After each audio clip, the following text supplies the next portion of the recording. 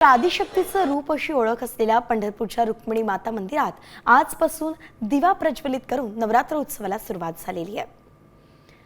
रुक्मिणी मातेचं हे रूप आपण पाहतोय। पंढरपुरात आजपासून नवरात्रोत्सवाला सुरुवात झाली आहे। मंदिरात दिव्यांची आरास असणार आहे। रुक्मिणी मातेच्या मंदिरातूनच आढावा घेतलाय आमचे प्रतिनिधी भारत नागणेंनी। पाहूया।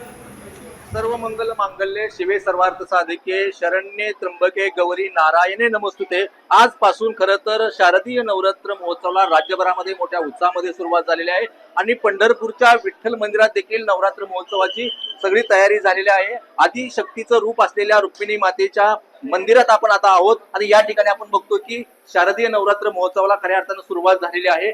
देव मंदिराच्या प्रवेशद्वारावरती पुणे येथील भाविक राम जांभूळकर यांच्याकडून खरं तर विविध देशी विदेशी फुलांची आकर्षक फुलांची सजावट करण्यात आलेली आहे। आपण या ठिकाणी बघतो की खरं तर हे नंदा दीपाने आजपासून रुक्मिणी मातेच्या मंदिरामध्ये नवरात्रोत्सवाला सुरुवात झालेली आहे। देवीचं रूप देखील आज खुलून दिसतंय। अनेक भाविक पहाटेपासूनच देवीच्या दर्शनासाठी पंढरपूरमध्ये दाखल झालेले आहेत।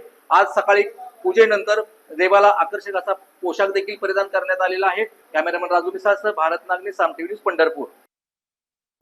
आता isakal.com आहे देशातील नंबर 1 ची मराठी न्यूज वेबसाईट। प्रत्येक अपडेटसाठी isakal.com ला नक्की भेट द्या।